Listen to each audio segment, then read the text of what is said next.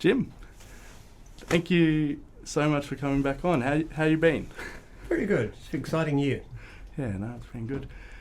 I want to do a bit of a different episode to the one we did last time, which was business focused. A lot of people don't know you've got a PhD in history, and something that I've listened to an episode you and Joel did about your favourite time in history. So could you, tell me a little bit about that? The golden age of Athens. Yes. In the 5th, early 4th centuries was just astonishing in terms of what was achieved in that period of time. In terms of the birth of modern theatre comes from that time.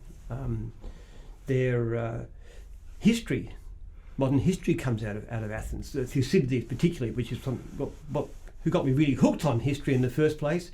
And then you get architecture, and then you get philosophy with Socrates and stuff. This incredible, and then you talk about the actual things like the vases they used to make, the black figure vases and so forth. It was just so astonishingly beautiful. They were exported all over the world, and you had this small city by modern standards, like a country town really. It's a few tens of thousands of people producing this extraordinary surge of creativity that's never been seen in the world ever since, and it's kind of left an enormous influence. And the Romans were absolutely enraptured by it, and still today, more than 2,000 years later, we're still in the shadow of this incredible period. And the point that strikes me is what happened? What was it about these people that caused them to be so insanely creative? And that's, in a sense, the whole thing behind biohistory, is that I believe there was a type of character there. And now, in many ways, it was a bad character. They were very violent, they were warlike, they did this ridiculous expedition against Syracuse, which was disastrous. And they treated people like the Melians in a dreadful way. But if we understood how they did it, who they were, what they were like, and we could reproduce that level of creativity, what could we achieve? What could be achieved? Yeah, and there was a book you read in your early teens that really spurred this thought on, the War of... It was the Peloponnesian Wars, yes. Yeah. That was, somebody gave it to me at the age of 14, and I read it, and I was just enthralled by the book, and just by the way it portrayed it. And Thucydides had a very... He wasn't a great fan of Athenian democracy in a sense, but he loved his home city, and it comes through in a way. It's just it's an amazing book. I must have read it about 3 or 4 times. So it's just one of the things. Also, I've read lectures about it that's based on Thucydides and so forth. So it's and books of fiction. So I know that period pretty well. Yeah, and there's almost like this 100-year period where there was a linear growth of what the Greeks did, and I've heard you say they are basically still off the coattails of that, the Greeks. What was it about that period in particular that, one, inspires you, and two, we're seeing the benefits of that still? Well, the benefits are there in terms of it's almost the origin of Western culture, which is, most of the world in essence now, including the ideas of democracy and so forth too, which were extraordinarily unusual. There was a very new innovation that had never been seen before, and it wasn't to be again for a long period of time. But as I said, the main point to me is what caused it and how could we reproduce it. Look, I'll just give you a little example on a different level. You look at something like Elon Musk and what he's achieved with especially with SpaceX. And what he's done is gone and produced these reusable rockets at a fraction of the cost of what anybody else is doing. He's transformed the industry. Now, how's he done it? There's a wonderful biography by Ashley Vance about Elon Musk. And what he does is he actually pulls together extremely dedicated, talented engineers, people who have the right character, the right age, and he puts them into a team where they work together. And looking at other developments of the last century, like the way the development of the transistor at Bell Labs and so forth, you see these people. There are individuals who have this extraordinary ability to be creative, either in terms of, as in ancient Greece, in terms of philosophy and theatre and those kind of things, or in terms of engineering or science. And the most productive people are like thousands of times more productive than the average. But what if we could produce that? What if we could reproduce that? And I think it's possible. I think if we understand how the epigenome works, and we could turn on or off certain genes, which is quite practical with modern technology, we could reproduce people who had that level of ability. So the average person could be the level of a transcendent genius of the past. Mm. Well, I've been very open on my podcast. I've even been on Joel's podcast talking about my bipolar in terms of mainly the depression side of things and then the mania. And I know a lot of your research is around the mental health space, but I often tell people if somebody can control the mania, take out the bad parts of it, but take the positives of motivation, energy, creativity, drive. If someone harnesses that, they'll be incredibly powerful. So is that almost similar to what you... Well, yes, if you have that, if in your manic phase you have this ability, this drive, this creativity, this vision, if there was some way of getting that all the time as a matter of course. Because basically people are two things. They're our genes and they're our environment. And a lot of our environment is actually epigenetic. So your issue is a combination of genes and epigenes to a large extent.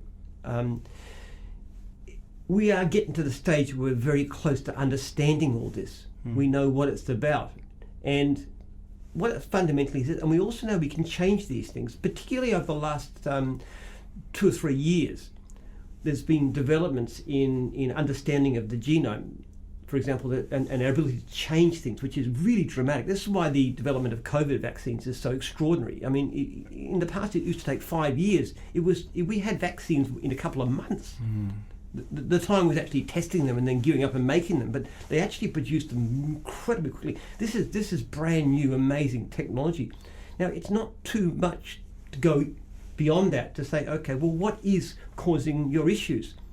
Why are you doing this? And then you develop something like an adenovirus, which actually targets certain things and then just goes in and makes those epigenetic changes, like a bang, like that. And suddenly there's no more down. It's all up.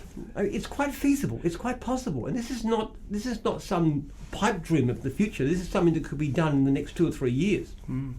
Because that's amazing. The period at which I'm in right now, I'm healthy. I'm doing all the right things. I'm exercising. I know you're a fan of cold showers and going for a run, and I'm doing all of that. And that is a beneficial thing that I'm seeing, and I'm on the up, and it's fantastic. But I also learn from the bad places. I learn from what's going on. But if there's only upside, like, that's incredible. And is that where your research is? It's like finding out. So it's got a base in Greek history in terms of how and why they were so creative, and that got you thinking about it. But then you've now gone into research and really studied it. Am I correct in? Yeah, that's right. Well, look, it started off with my passion for Greece, but also look at the Industrial Revolution too. You know, what happened in Britain in the end of the 18th century and the 19th century. Why did machines develop? Now, people look at it in terms of institutions and stuff, and it all has a thing, but I don't think it's mainly that. I think it's mainly character. People at that time were simply more capable of doing things. And if you look at the inventors, they are just passionate kinds of people. They just have this incredible interest in machines, and they love them, and they think in that way, and they just get things done. So the whole wealth of the modern world, to me, is an outcome of a change in character. And if we could change the character... See, it's mind-blowing to think about it, but, you know, genius is two things. Genius is genetic ability, and genius is the character behind, which is to a large extent epigenetic. There's also influences of education and so forth, but I think they're relatively minor, because if you get the basic character right, these things will come out very readily. Now, think about the future too in genetic terms. We are very close to understanding what intelligence is. It only gets, but in the next few years, we'll actually be able to probably put a map down. So imagine if you could work out a system to produce 1,000 zygotes for every parent, and you pick the ones that have got incredible intellectual ability, and then use the epigenetics so that they have the creativity and the drive and the passion. Like I said, that the average citizen could be extraordinary. We could be colonizing Mars and building spaceships to go to other planets, and we could be the end of poverty and the end of mental illness and these things. And this is not pipe dream. This is something we could achieve within decades. I mean, that would definitely help Elon, because I know Elon wants to go to Mars. He's got programs. Yeah, but why not? Why can't we do it? I mean, talk about things like global warming and stuff. If we had the right people with the right technological skills, it'd be a snap. You just get rid of coal and oil and the rest of it, and we'd all work on renewable, because the technology would be advanced. Technology is produced by brilliant people, by dedicated, brilliant people. Yeah, I want to go back on character, because character very much comes to the environment that you're in, but also the genetics of the person too. You're either born with good character or it's developed. I did an interview with a guy 26 years as a Navy SEAL. In that 26 years, he would have formed character that he now has today, but he's also born with the ability to go, I want to be a Navy SEAL, and in order to that. So how can someone develop a character which would then put them in good stead for life in terms of achievement, relationships, and everything that we've covered? Well, there's two parts to that. First of all, epigenetically, if you could actually change the settings of genes, and this is, as I said, this is not far out stuff. This is something that they're already doing.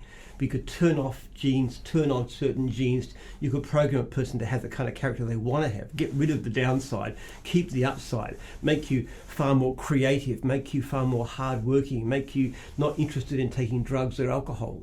Just all those things could be done that way. So that's the science side. In terms of character, obviously behaviour matters a great deal different than what we were talking about before. Just as an example, my wife is she's an amazing lady. She's actually far more capable than me in so many ways. But she has problems with mood, where she goes down. Now, something like 6 weeks ago, after years of nagging, she actually agreed to start exercising regularly. It's really quite staggering, even to her, how much difference that's made. And we're not talking about a long period of time, maybe 20 minutes a day. And her mood, he just doesn't get those black moods anymore. So things like exercise is by far the best mood. It hands down better than any antidepressant there is. Exercise is phenomenal. I'm also, as you know, as we mentioned before, a believer in cold exposure. Not just cold showers, but cold exposure in general. I think it's very good for you. Diet is very, very important too. Like controlling your diet, controlling your weight, eating lots of vegetables and fruits. That also affects your mood, because it affects your microbiome, and that affects you in all kinds of ways. Yeah. So there's an awful lot we can do. I mean, happiness in general. We're not talking about product, but happiness. How do we achieve that? And things like diet, exercise, those kind of things. Also social relations, sense of meaning and purpose in your life too. Doing something that you believe in. Having the right social context, being part of a group, being part of a community. We know what does it. This is all scientific findings. So we can actually re-engineer our own character in quite significant ways simply by what we do. One of the things I love to do is to start something like Jim's life coaching. Great. Not necessarily as a business, but we've been discussing this, how you can just encourage people by a sense of community, by a sense of group, to actually live in a way that brings out their full potential and brings joy to life. Because, I mean, the thing of it is, I am extraordinarily happy person, and I really find it very hard to almost comprehend how it works. I just have an amazing mood. Most of the time, I'm very, very positive. I don't get discouraged. I've got this enormous energy. I've just turned 69, but I really I drive all the time. I get people annoyed till I push them too much. But I have this mood. So what causes that? And I think it's to a large extent. Look, I'm very fortunate. I've got a wonderful, wonderful wife, and I've got a great business. But in a sense, it's so much of it's just a decision to act in a certain way. You know, I love chocolate, but I just can't eat all the chocolate I want. I think you banned chocolates from the office. Or Joel wanted to ban chocolates from the office, didn't he? I try. We get fruit things in and try and discourage people from bringing that stuff. And we're getting our health club done. Hopefully within 6 months we'll be able to have, and I want to encourage my staff to be healthy too. Because it's from every point of view. As a boss, I want them to be productive, and as a human being, I want them to be happy. And they're really the same thing, isn't it? It is because it goes hand in hand. Last year I spent 9 months in an unhealthy state, just put COVID on top of everything, but that was just the straw that broke the camel's back. I look at my diet at that stage, it was terrible. Exercise, I wasn't doing any exercise. I play cricket religiously. I know you're not a sports guy, but I'm fast bowler, so I'll run in, and I wasn't doing that. I wasn't walking. I put on so much weight that I couldn't walk. Like, in terms of walk a far distance, I could walk, obviously, but I couldn't walk a far distance. But now, all the things that you're saying, I go for a walk every day, every morning. If I don't do that walk, I notice the negative impacts. I'm eating a hell of a lot better, fruit and things. I still, indulge here and there. We all do that. We all do. Including me. I'm not completely disciplined. But the other, actually, you mentioned about a walk too. It's the other thing too.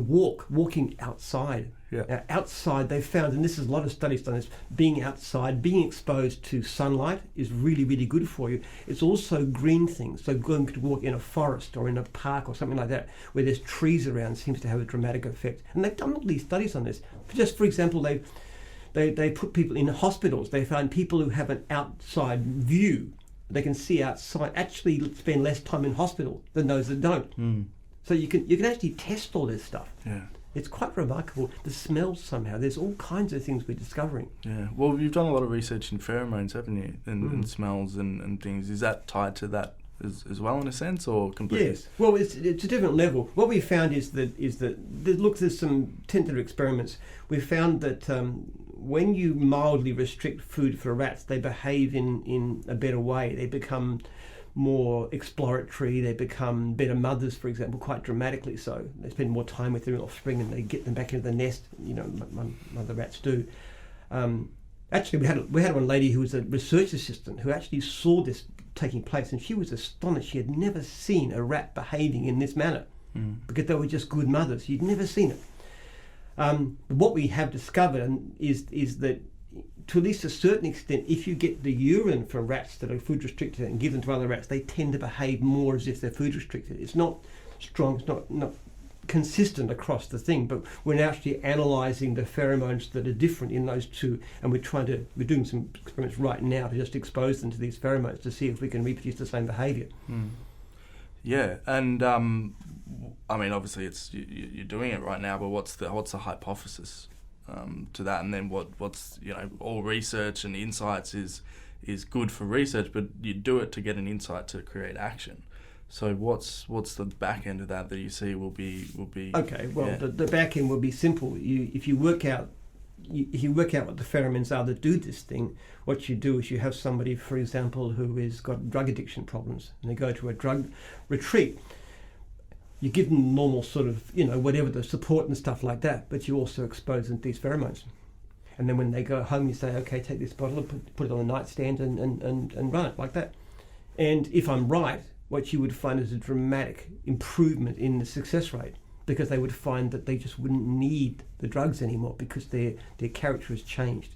Yeah. Because the interesting thing about this is where it comes from. It looks like human societies, they tend to move together. There's these things called lemming cycles, which are like a 300-year cycles, responsible for things like the Great War, the First World War, those kind of things too. And the population in an area seems to move together. Now, it's the same with humans, it's the same with muskrats, it's the same with lemmings. Now, I believe that pheromones is what holds us together. So we're influenced by other people. So if you're in an environment where people have a certain kinds of character, the pheromones will actually shift you in that direction. So that's what we're going to use. We're going to actually hopefully create this level of this change of smell, and having the same effect as if you were with people who are very disciplined and organised and happy and motivated and monogamous and faithful to their spouses. All this kind of good stuff that you can get from the food restriction idea. If we can produce that by pheromones and just help people to move in that direction. Yeah, and that then lifts up society. There's the phrase, you're only as strong as your weakest link. And if we essentially can help drug addicts, mental health, alcoholism, homelessness, it lifts up the whole society. Not only then can the bottom 5 or 10% be increased, but the top 5 or 10% can tap into higher levels of their thinking, right? Character is the key to everything. You look at, people talk about, I know they talk about the economics and they say, well, there's these elite people with the knowledge workers and so forth, and they're going to get richer and richer and richer. And then there's people who don't have particular, university trained skills, and they're just going to be always garbage at the bottom of society. It's not necessary at all. And the perfect example is my own company in gyms. We actually take people who don't have any particular education, and within days or weeks we train them to do a job. And if they're successful at it, then they can make huge amounts of money. They can make hundreds of thousands of dollars a year, some of them millions of dollars a year. But what's the difference? It's not the education that we require. You don't have to open up a special. They're doing normal things like cleaning houses and building fences and mowing lawns and pest control, all the rest of it. They're doing something that's quite basic, but they're still making a great money. What makes it possible? Character. They're people with a great character. They've got very good attitude towards customer service. They don't get discouraged. They've just got good work ethics. They're very organised and stuff. This is all character. So what it means is that if you can create people with the right character, then everybody can have a fantastic job. Everybody can be successful and prosperous. You don't have to have an underclass. Everybody can be above average, which is obviously like Lay Wobegon, isn't it? We're all above average. But in a sense, in modern terms, there's no reason why every person in the whole society can't have the equivalent of $250,000 a year income, because they're so productive. If we could change character. Yeah.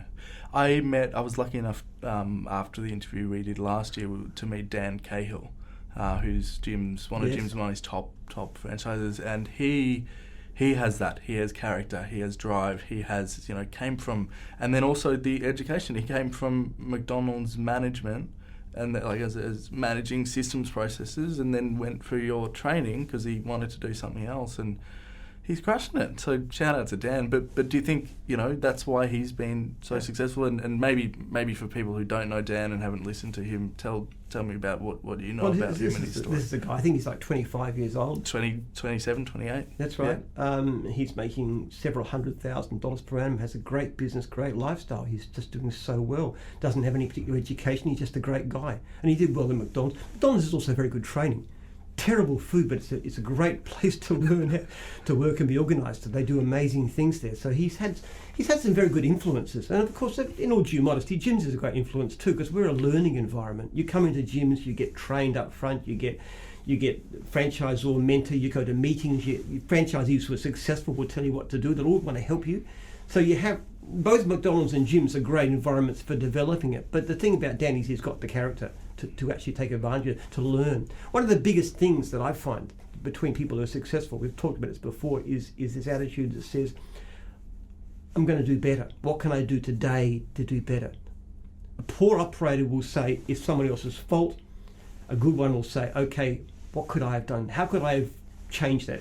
How could I have treated that differently? Why did that mistake happen? Why did that customer get unhappy? Why wasn't this a good day, financially speaking? Why is it taking me too long to do this job? And they figure out how to do it, and they get better and better and better and better. And there is no upper limit to this. Yeah. Well, let's dissect a live example of that. So last time we did a podcast, I obviously was quite nervous, and I set up... You were nervous? Why would you be nervous? Good question. But I set up, we did it in your office. Took me a while to set up because I tried to clamp everything and it wasn't working. And then I didn't realise, so the camera I used, I borrowed it off a friend because I wanted really good quality, but I didn't actually know how to use the camera properly, which meant that the footage that I got flickered because of the lights. I didn't put that into account. What else happened? All of that. And it was just rushed. Versus now... you then told me during the interview the same thing. How can you get better? So over the year, I've now purchased two cameras. I usually have backup sources of audio, but I'm trusting Jake and Ben today. Thank you to them. But since that interview, I have now gone to podcast setups where I've set them up in 10 minutes because I just use lapel mics sometimes. The quality has dramatically increased because I had to learn how to use these angles, and that's because of you, because of that advice. That's good. Yeah. So someone else, like if you go into your job today or you go into how can you do it better? I think that's Look at mistakes you make, and I have made so many stupid mistakes. I reckon I've made more mistakes, 10 times more mistakes in my lifetime than the average person has. But then you learn from them. There's a wonderful book I'm actually listening to now. It's called No Rules. Get it Rules. if you want to. Yeah. It's give me a chance to. It's about Netflix. It's about Netflix. Netflix. It's a really extraordinary book.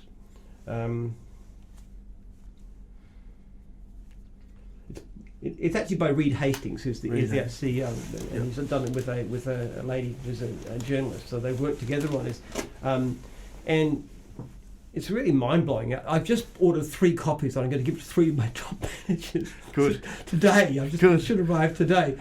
But there's just certain ideas that they talk about, and one of the ideas they have is this thing called they get constant feedback. They get feedback.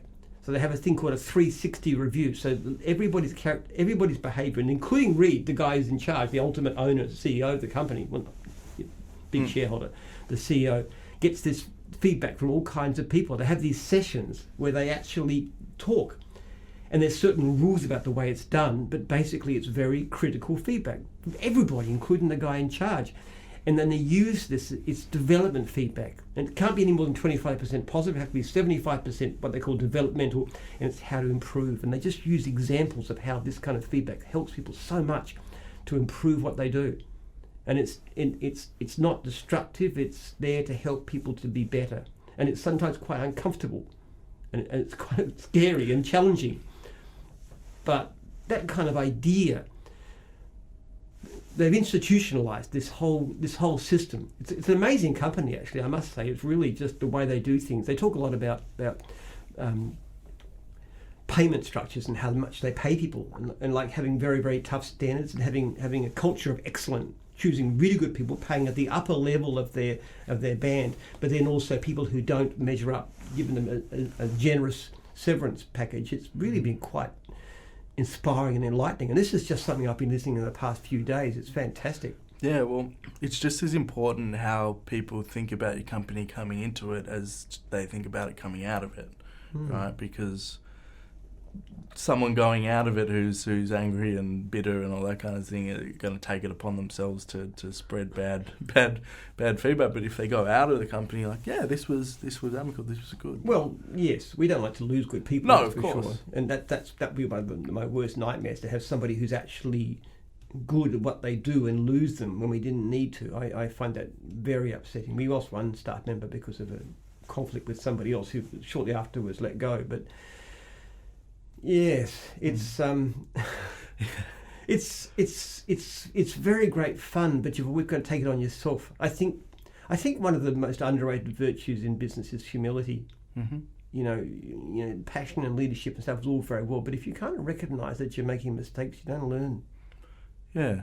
And then if you don't have the humility to accept the feedback of, hang on, maybe this is bad, or this is, you're not going to get anywhere, are you? It's sometimes very hard as the boss to get people to tell you the truth too.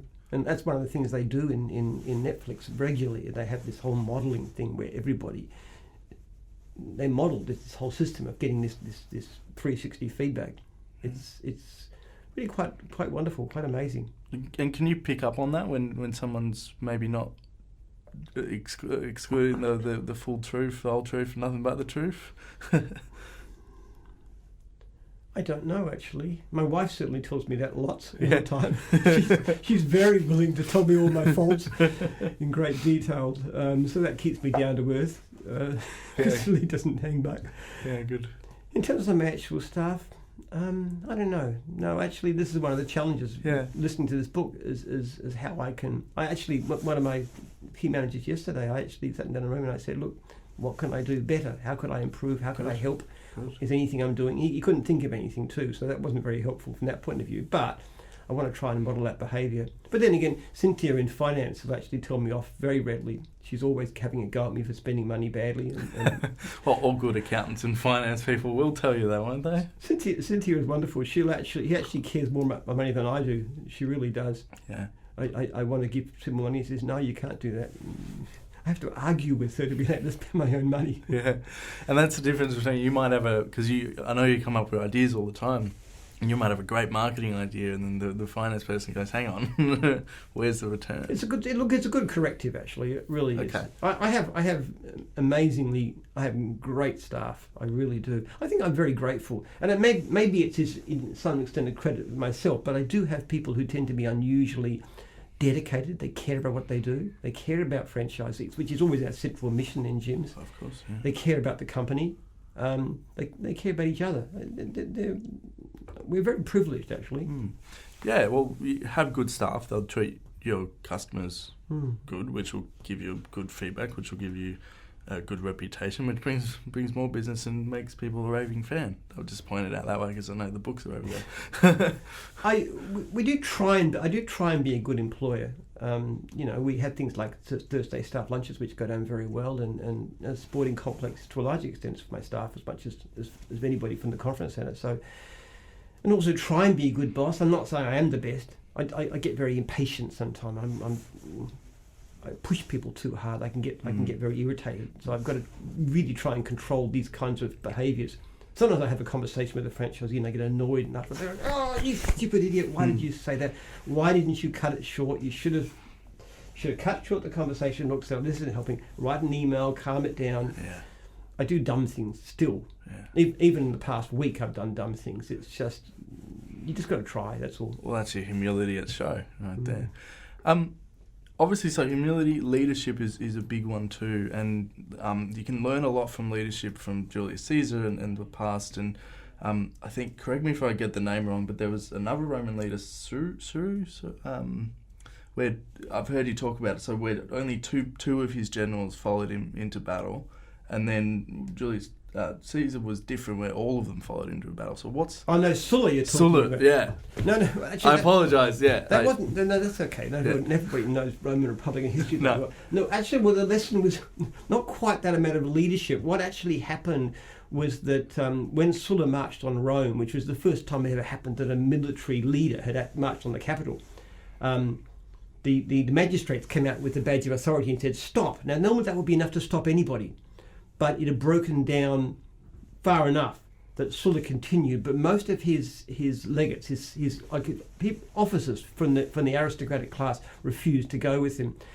When Julius Caesar did the same thing, like somewhat less than a century later, all of his legates went with him. Now, that's a sign not so much that Caesar was a better leader, but that in that time the republic institutions had broken down, and the belief in the republic had broken down, so that people were more willing to go against the traditions of the republic, which is, of course, why the republic collapsed, because people stopped believing it, they stopped following it. But what made Caesar so great? Why does everyone know him still? Why is he taught in schools and universities? And what made him so great? Well, he succeeded. I mean, Sulla basically became the dictator, but then he stepped down, and Caesar actually ended the republic. In effect, he became an effective dictator. But so he was a more consequential figure, because after him the republic was dead. He killed it, and that's not the way he spoke about it, but that's actually what happened. But Caesar was an extraordinary man in other ways too. For example, he's still read. His writings, the classic. If you look at the Gallic Wars, for example, it's still used as a Latin text. And it's very simple Latin. It's not like Cicero, but it's widely used today as an example of good writing. So he was quite an accomplished writer. Actually, what Caesar did in Gaul was horrifying. I mean, he was a mass murderer on a big scale. Probably killed 1 million people in those campaigns, and caused incredible misery and slavery and all this sort of stuff on a huge scale. And did it for his own wealth and power and glory. I mean, I don't particularly admire him, but he was a great author, and also he was an innovator. For example, the calendar we use today is basically the Julian calendar. It's his calendar. Right. And the months of so much of what we still use comes from him, because he was a very capable man, but not a nice man. It's a bit like Napoleon in a way too. I mean, I don't think Napoleon was anything great. He was a mass murderer in a sense in his campaigns. I mean, how many people died in the Russian campaign? It was horrifying. But at the same time, to the French Republic, we have the decimal system, for example, and a lot of good ideas sort of came out of that. Yeah. I don't really admire conquerors very much. No, because of the my great how they do. heroes would be the innovators, the scientists, Okay. people like James Watt invent the steam engine, or Isaac Newton, or Galileo, or people of that nature, or Nikola Tesla, for example, or Edison. Do you have a favourite invention that someone has done? I mean, even something as simplistic as the light bulb might be someone's favourite, but... I think the steam machine, James Okay. Watt, that was the beginning of everything. Yeah, why? Because it's the first time you get away from you get a proper use of artificial power. Yeah. Everything in our civilization is based on engines, and that was the first really effective. It wasn't the first steam engine, but it was the first really effective one. Newcomen did one which was some decades earlier, but it wasn't very powerful. The only reason steam engines got going in England was because in the mines they originally used to pump coal mines, which used to go into the ground and they get flooded, and it was an incredibly difficult process. So they developed this steam engine which actually used to pump out of the mines, and the reason that it worked was because even though it was incredibly inefficient, it was in a coal mine, it was burning coal, so you could burn any amount of coal because it was already around you. So the first steam engines were really, really, really primitive and really inefficient, but they at least got them started. And then Watt came along, amongst many people too, and developed one that was really efficient, and you could use it to drive things like trains, which were extraordinary innovation, and then factories and all the rest of it that's come out of that. So I think the steam engine is the greatest invention in history. Yeah, very cool. I want to have this section of the podcast called Pitch My Product. I think if you've been listening to Jim and you know Jim, there's a lot that you have. Is there anything you're working on at the moment, or anything that you want to message out there that's 5 or 10 minutes to just talk through that? Anything, even if it's one of your books or The big thing we're working on now is a program called Jim's Jobs or Bizza, which is a program for franchisees, contractors, to help them to run their business efficiently. Mm-hmm. There's businesses on the market that do this. We aim to be at least as good as that. We also are going to include a accounting package, so you won't need anything like Xero attached to it. It'll be all ingrained in the product. Mm-hmm. There's no extra cost to this. So it's going to have everything that every other product done, plus other things. It'll actually have elements that'll help you to get more work. You can actually press a certain place on the screen, and it'll give you advice on how to do it. It'll do things like following up previous clients that you might have done. It'll give you the ability to buy leads from other organisations, to sell leads from organisations, to buy and sell regular client bases. So it's going to have everything that everybody else has produced, plus all this accounting package inbuilt, plus all these extra features to help you to get better. And this will keep on improving and improving. It'll do things like enable clients to be able to book directly from your website and go into your diary, because it'll figure out where you are, like Uber, for example. So this is beyond anything that's ever been done. So we're going to have this incredible program, and we're going to give it away. Yeah, give it away. So is that to Jim's franchisees or everybody? Everybody across the world. Okay. We're going to give this program away because we can actually make money from it, from the buying and selling of leads and jobs and so forth, and insurance. And it's the same idea as Facebook and Google. Yeah. So this is potentially something that could make billions of dollars. Yeah. So is it Jim's Jobs as in, so Jim's Jobs meaning, something that comes in my head is like Airtasker or so is Jim's Jobs in terms of I need my carpets cleaned. Okay, go to Jim's Jobs and then. But this is actually a program essentially for the contractor, for the carpet cleaner. Okay, that's the aim. Now, what it has involved in it is a rating. We're going to call it a Bizza rating because we're using it for our franchisees. And over the past few years, since we've been surveying our customers systematically and feeding things back, our level of complaints have dropped to a fraction of what they were because this whole process. And as that's happened, the volume of leads has given dramatically to the extent that we're now locking back 1 lead in 3, even though we're advertising less. So what it's going to do it's basically a deal for contractors to help them to be successful. That's the core idea.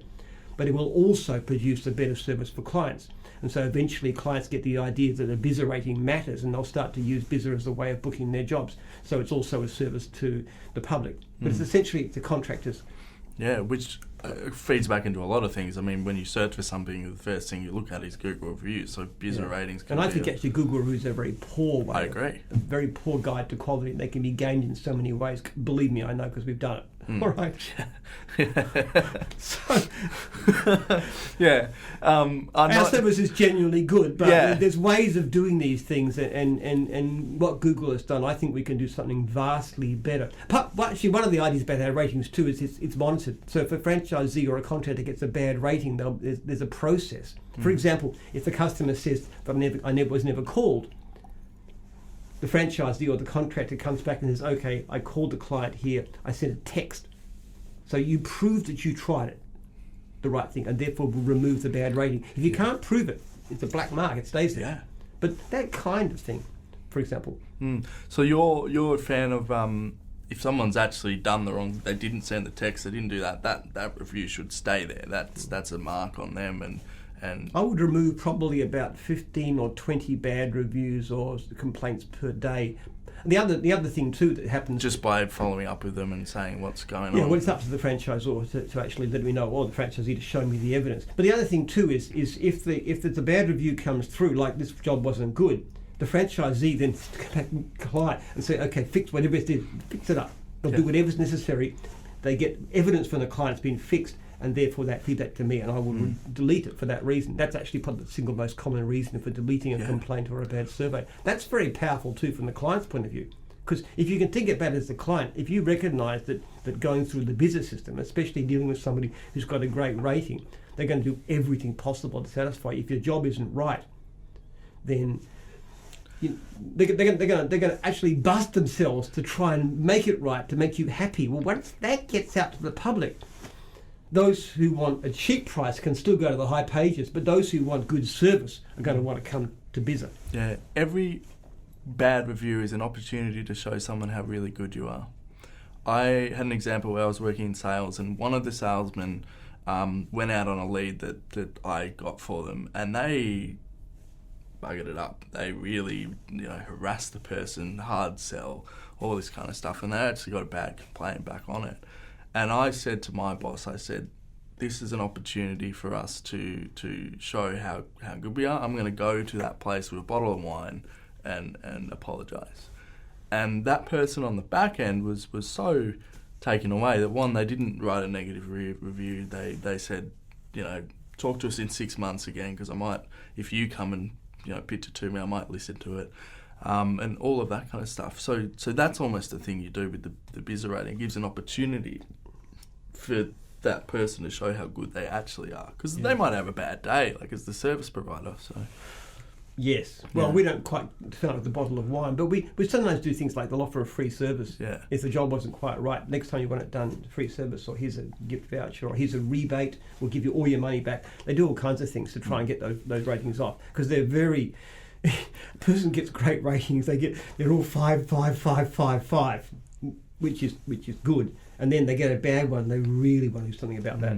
They get very upset about it, actually. Sometimes they get annoyed at me because I won't take it off without evidence. And I say, well, no, you've got to show me. You've got to get me the evidence. You've got to satisfy the client.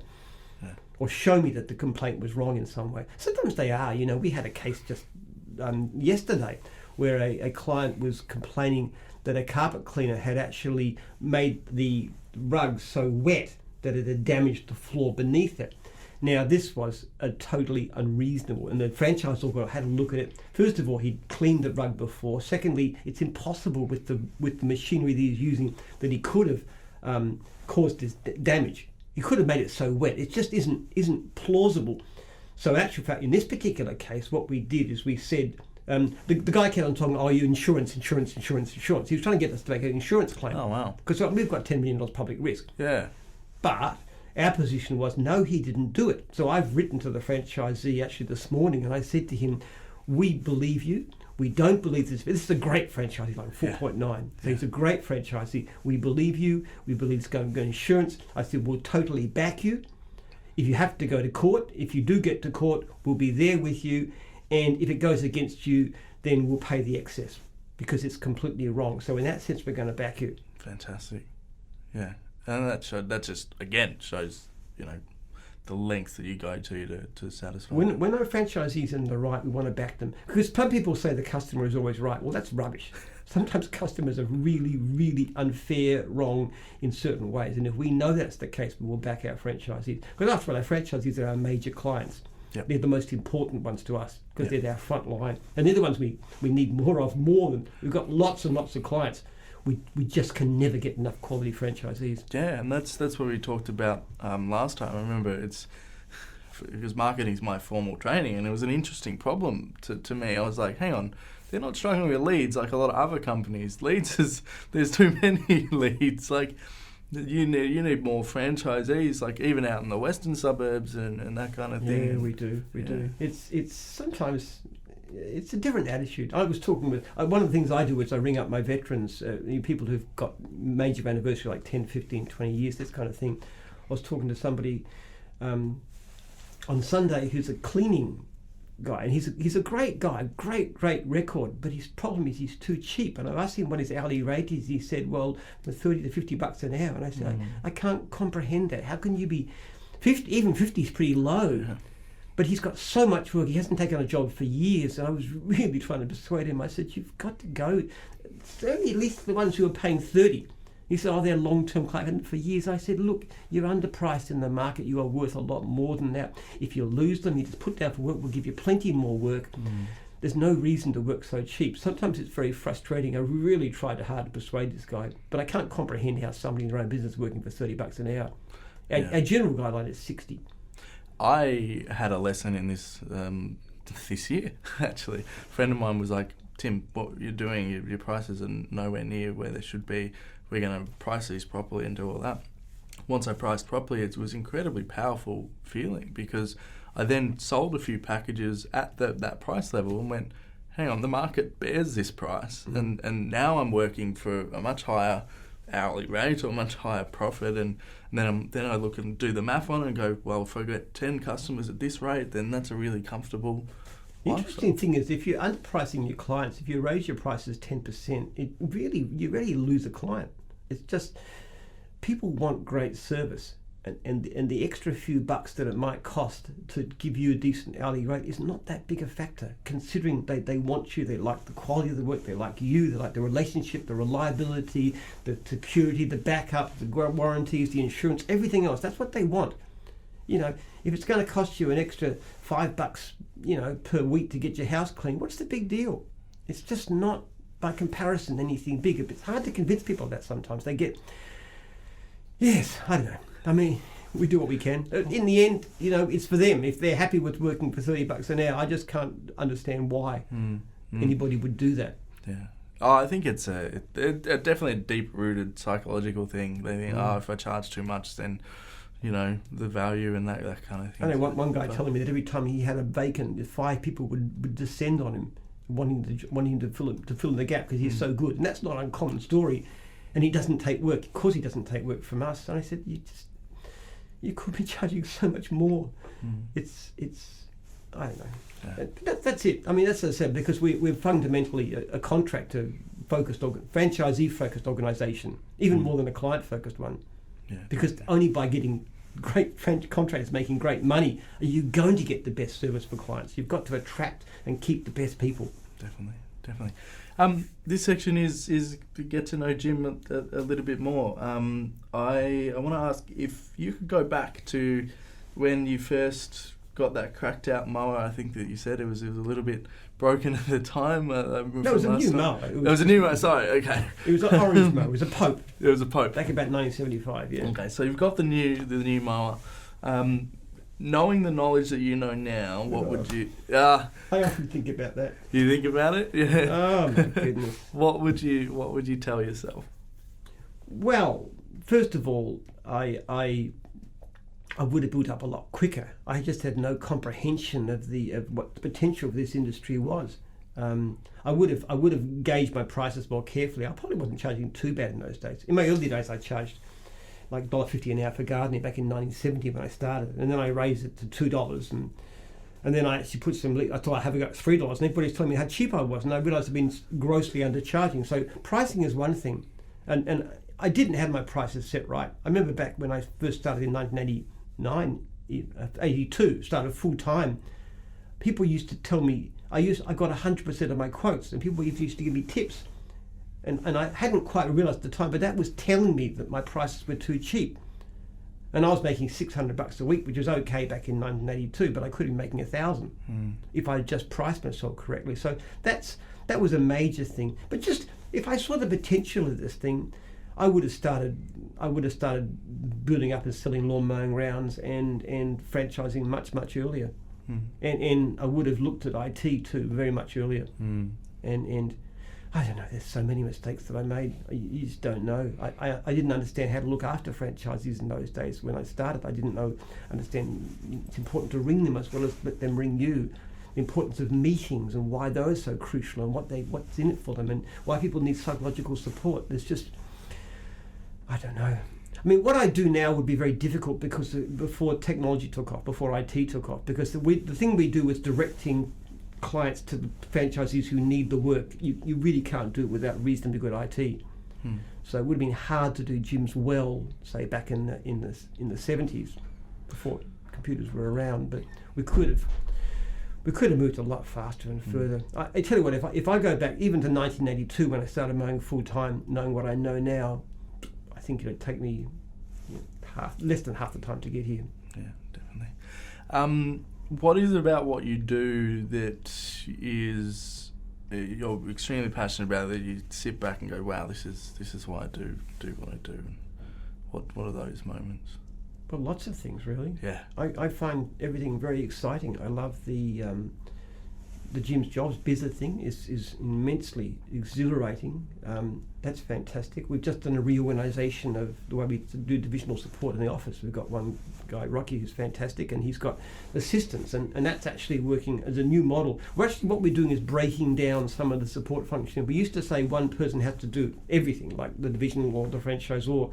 They need to organise the advertising and the sales and the support, and then all the inquiries about new products and systems and research, and then technical support. There's all kinds of different.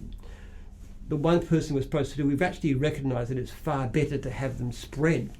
That some people are good at one thing, like support, but not good at other things. Somebody's very good at sales. Let's then do the sales. So by dividing up the responsibilities, we actually managed to get far better support. This is a new idea. It's only come about in the last, couple of years.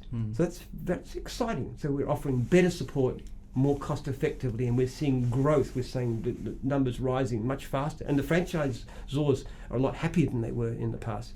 So that's exciting too. Yeah. My research is really exciting. Yep. I'm going to have a talk on Friday again with my team. I do a Zoom every fortnight on a Friday morning, and we're just pushing a whole series of experiments going on, which is far more.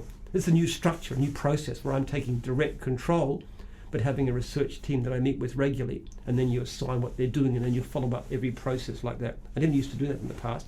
Now that's happening, and it's working, and it's really fun. Yeah. It's my life is a blizzard of activities. I can't think. You can't think of one thing. It's a lot. Yeah. I've never been. It's never been more exciting. Yeah. And also changes to our internal system, what we call FMS, the franchise management system too. We're doing huge changes in that. We're changing the financial package. We're automating a whole lot of things and we've seen immense improvements. So you can actually cut the costs and improve your service dramatically at the same time by investing in IT. And yeah, definitely. What do you have a quote? Any of the books that you've read, or through history, or do you have a quote that, or even something you've said while training? Do you have a quote that really sticks with you, that when you say it or tell people, it really resonates and is a good message? Every customer a fan. Yeah. I mean, seriously, that's your goal. My goal is to see every customer, and bear in mind my franchisees are my primary customers. I want every franchisee to have a great experience. I want everyone to be happy. I want everybody to be telling everybody else that it was a great thing. Now, it doesn't mean to say because they're making millions of dollars. It might mean because they're like one guy was telling me he knocks off work at 2:30 every day. So he's not making any more money than his previous job, but his lifestyle is incredibly better. This is one of my anniversary call. So that's the key idea. And then this concept of constant improvement, that every day you look at what you're doing and say, how can I be better? How can I do it better? Constantly look at yourself and say, what can I improve on? Those core ideas. And then living with a purpose too. You want to have a reason. I cannot comprehend, and I would not want to be involved in any business or any activity that I could not see benefit to other people in. I know that when I work with my franchisees, I'm helping them to have a better life and better income and a better family life and more see their kids more often. And I know clients are getting a better service. And my research goal, I can change the world potentially if I can get this thing to work. So you've got to have a sense of purpose. And I think things like, gambling in Bitcoin, for example, and this kind of garbage is just rubbish.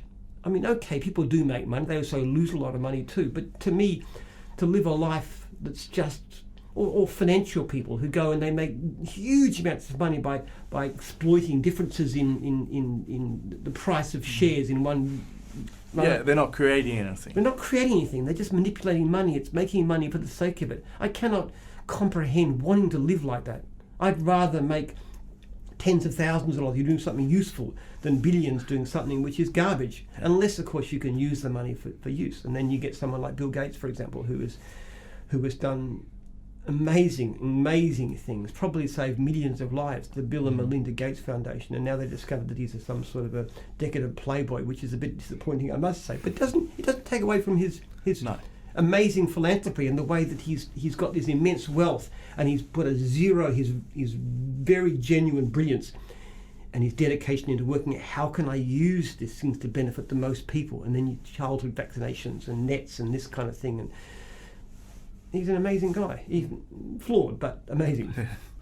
Awesome. I think it's a really great place to end it on. But if someone's resonated with this, they want to reach out, they want to learn more, get a copy of free of the books that I know you've got, and that kind of thing. What's the best way for people to? Yeah. I really enjoy talking to you. I love talking about things that are not purely business, even though I get back into business a lot, I know, but still. But it's been fun. Thank you. No, thank you. So I've been Tim, you've been Jim, we've been talking. Thank you for being this week's expert on the Expert's Blueprint. Okay, great stuff.